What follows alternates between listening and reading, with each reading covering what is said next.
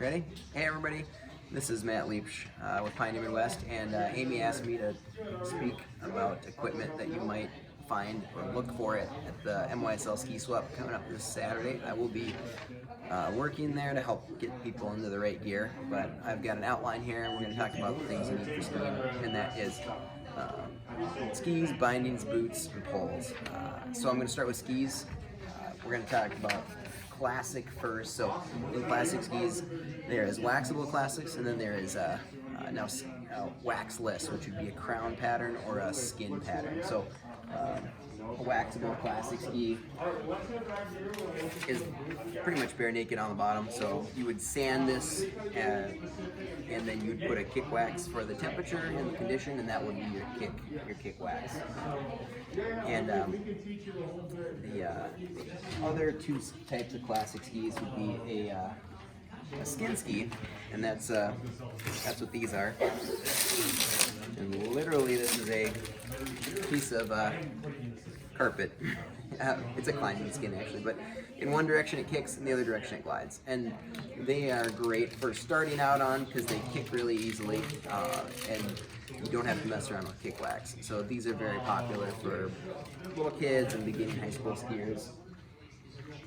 The other type of classic ski, and I'll call them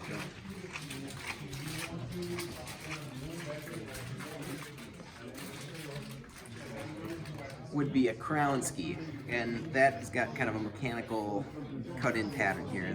That's a little louder. You'll hear a zing when you ski across icy or snow, and that kicks well, but it's a more traction-oriented ski, and that works great for little kid skis and adults just trying to get out to ski recreational, and maybe you want to ski at a golf course or a lake or a snowmobile trail, and that's basically how those go. Fitting classic skis, you want them to glide, so as you're double poling, they need to be, the middle of the ski needs to be off the snow so you can glide well.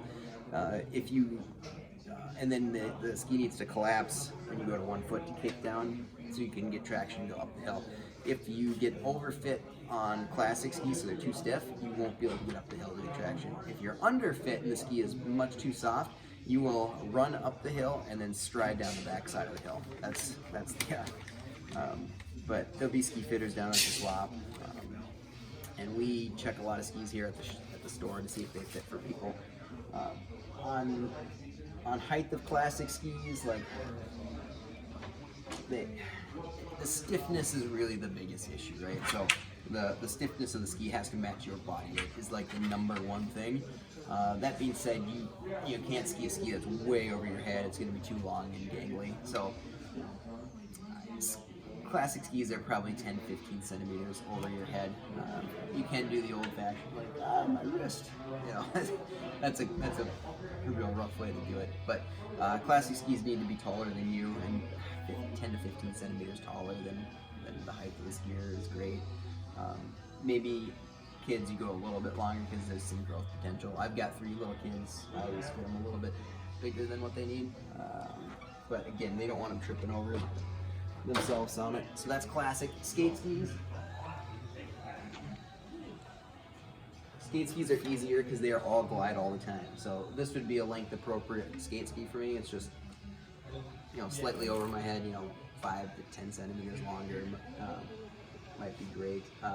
Skate skis, you can't mess up your sport, right? So classic, if you get it wrong, it's just going to ruin the sport for you. Skate skis, they never compress in the middle. There's always a gap here, so the pressure is in the tail and tip of the ski, and that's so you can, as you push laterally, they can hinge off. So skate is fairly easy,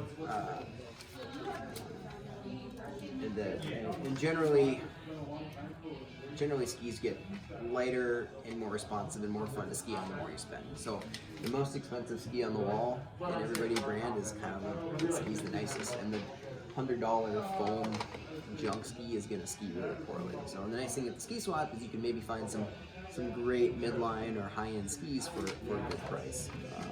Next we're going to talk about bindings. Follow me this way.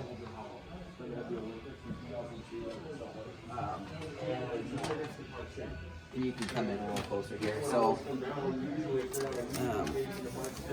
there's two types of bindings in the world. There's NNN bindings and there's SNS. So an NNN level binding would have one pin, basically, and two grooves on the binding. It might look like this. It could look like a turnamic binding. Again, the two grooves and one pin. There's a really old school binding called a Profil, and it's got one pin and then there's one track down the middle. Those they have been trying to kill since 1998. Pilot is the other type of binding, and these are the kind of the four pilot bindings that we have. Let's see a bunch of these. They've got basically two pins attachments, so one here and one in the midfoot. And then this classic race bindings will take a pin and then there's a spot for that. Those bindings and that binding system is going away.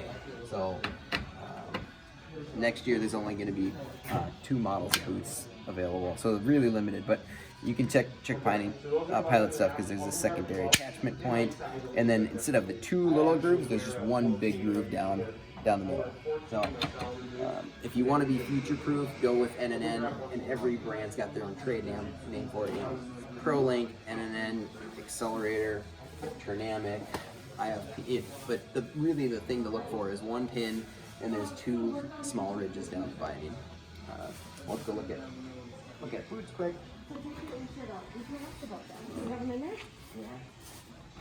Yeah. Finish the 2 sides. Sure. Okay. Alright, this is a combination boot. So it does both classic and skate. Because it's got a sole soft enough to roll up, but a cuff that's used for skating. So most skate boots will have all skate boots have a cuff. Classic boots generally will not have a cuff here. So classic boots have a low profile. It's like a tennis shoe with a pin off the end. These are NNN boots because there's just one pin. So that is a classic boot. This is a combi, and it's soft enough to roll up and kick down for classic. It has a cuff on it. Dedicated skate boot. This is a dedicated skate boot. It's just a lot stiffer sole, and then the cuff is stiffer too. So skate boot is kind of like a hockey boot. Classic boot is like a tennis shoe with a pin on the end of it. Combination boot, which is actually great for kids or even adults, is great. It has a cuff so you can skate on it, and it's soft enough to roll and kick. You can tell an NNN boot because, again, there's 2. You can hold that this way. Yeah, there's two grooves and one pin is the big thing.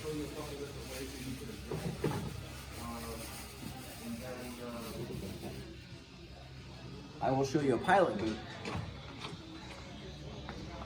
as well here.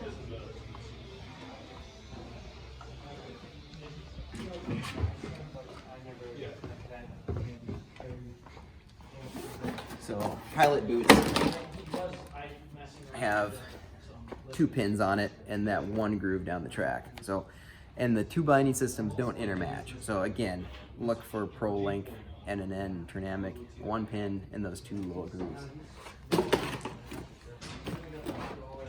Next we will talk about ski poles. So I'll have you follow me this way.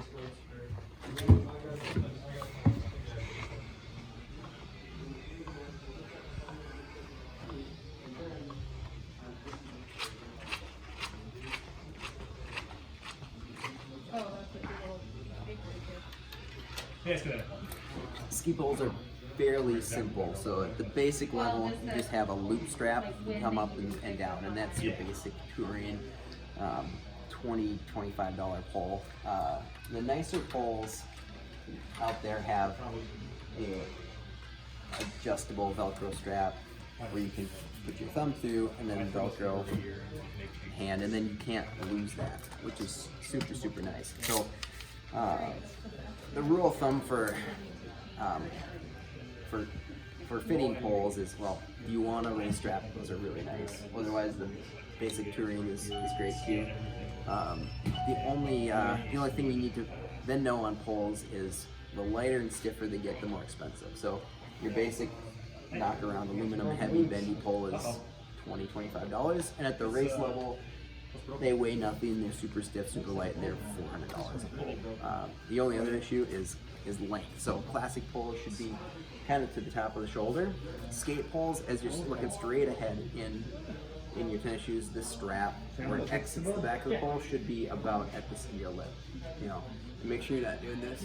You know, because when we get tired skiing, we don't stand up taller and look taller. You know, everybody, when you get tired skiing, your body position goes like this. If you're on too tall of a pole, it really makes it hard to get forward on the skis and ski athletically. If you're on a tall pole, you'll be slightly back. You want to be slightly forward athletic body position. So I always like just a little bit shorter pole for myself personally. But again, classic poles, just kind of the top of the shoulder. Skate poles, this strap needs to come right up at the lips. Hopefully we see many of you down at the swap on Saturday, and be super excited to help everyone get the gear they need. Have a good evening.